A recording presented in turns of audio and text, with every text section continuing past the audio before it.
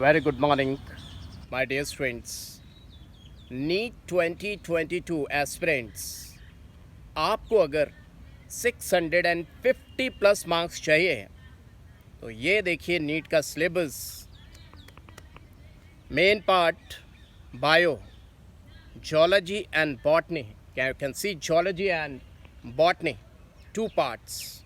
इन पे बहुत अच्छा कमांड, और कमांड करने के लिए आपको इधर उधर की बुक्स नहीं पढ़नी है। क्या पढ़ना है अभी बताऊंगा। और बाकी के 2 parts, this is your chemistry and this is your physics. तो 4 हो गए, देख सकते हैं आप। 1 is branches, these are the branches, zoology, botany, chemistry, physics. अब इन चारों पे बेस्ट कमांड अगर करोगे तो देखिए फिर आपको सफलता मिलेगी और फ्रूट, सक्सेसफुल नाम के फ्रूट्स निकलेंगे।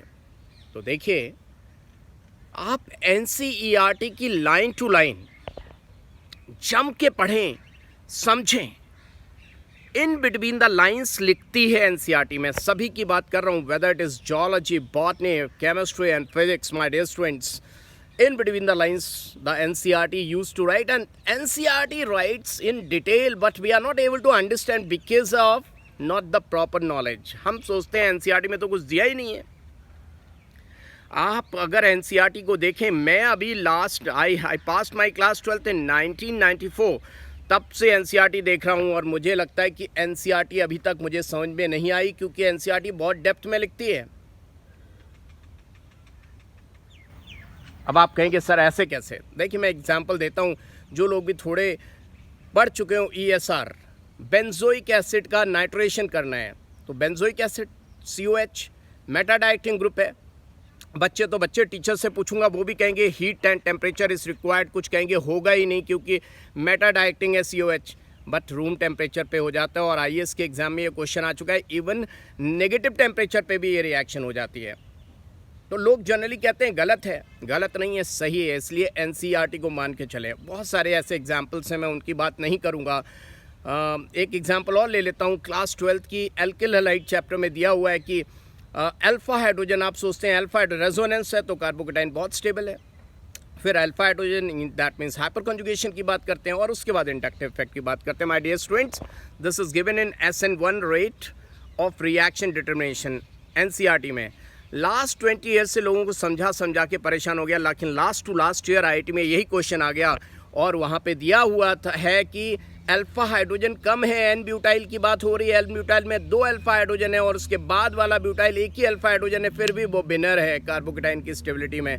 खैर, कार्बन कार्बन हाइपर कंजुगेशन होता है, दिया हुआ है स्टुअर्ट वॉरेन क्लेडन बुक में। लेकिन छोड़िए, ये सब केमिस्ट्री यहाँ पे दिखाने के लिए वीडियो नहीं बनाया। मैं बताना चाहता हूँ कि just have command on NCERT, proper command करो NCERT पे माय डियर स्टूडेंट्स। और आपको डेप्थ में भी पढ़ना है तो MS चौहान, हिमांशु पांडे, इन सब बुक्स में मत जाओ, आउटडेटेड हो गई, क्योंकि ये बुक्स तब बनी थी जब अनलिमिटेड चांसेस होते थे IIT के। माय डियर स्टूडेंट्स, अगर रैंक लानी है आपने नीट 2022 में तो सेलेक्टेड पढ़ाई करना सीखें। ये देखिए छोटे छोटे ही सही, लेकिन इनको सेलेक्टेड चुनना आता है दाना। आपको भी सेलेक्टेड स्टडी करनी है, आलतू फालतू कुछ भी नहीं पढ़ना है।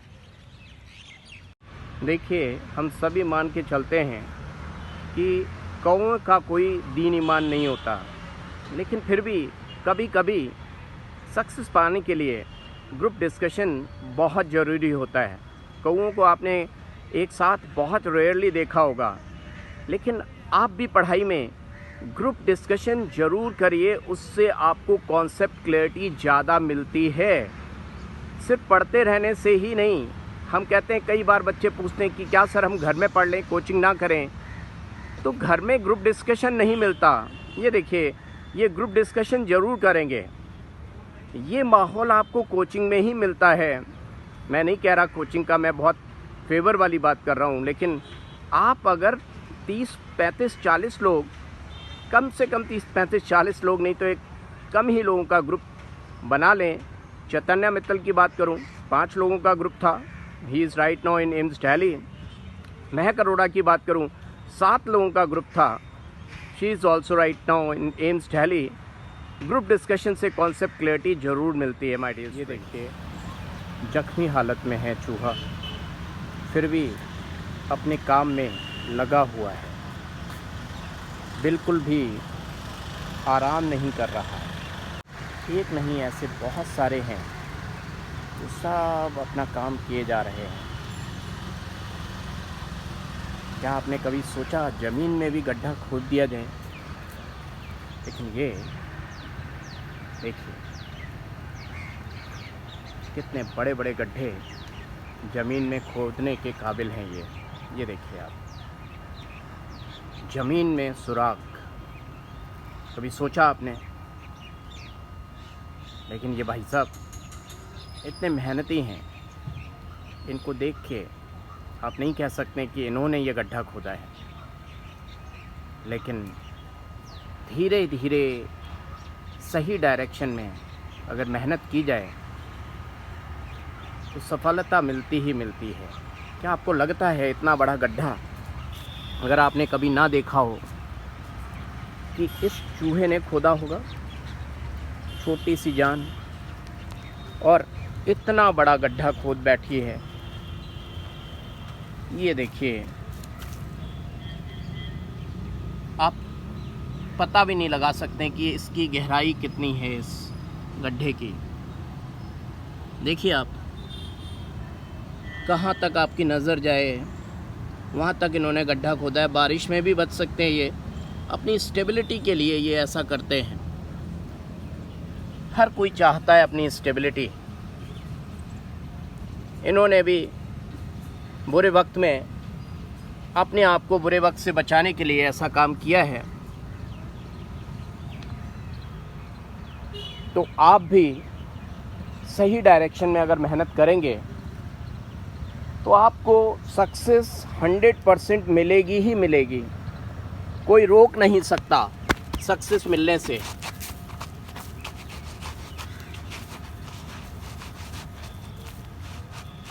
अब देखिए इसका दूसरा रास्ता भी है। ये इतने स्मार्ट हैं कि इनके पास प्लान बी भी है। मैंने देखिए इस तरफ से गड्ढे को बंद कर दिया है, बट अभी थोड़ी देर में ये चूहा दूसरे रास्ते से निकलेगा, क्योंकि एक रास्ता बंद होता है तो ये दूसरे रास्ते से अपने आप को बचा लेते हैं। सो लाइफ में प्लान ए के साथ साथ प्लान बी अगर होता है तो हम परेशान नहीं होते हैं। देखिए ये चूहा बिल्कुल भी परेशान नहीं है, मिट्टी को बिल्कुल भी हटा नहीं रहा है, क्योंकि इसके पास दूसरा रास्ता भी है जहाँ से ये अपने आप को बचा लेगा।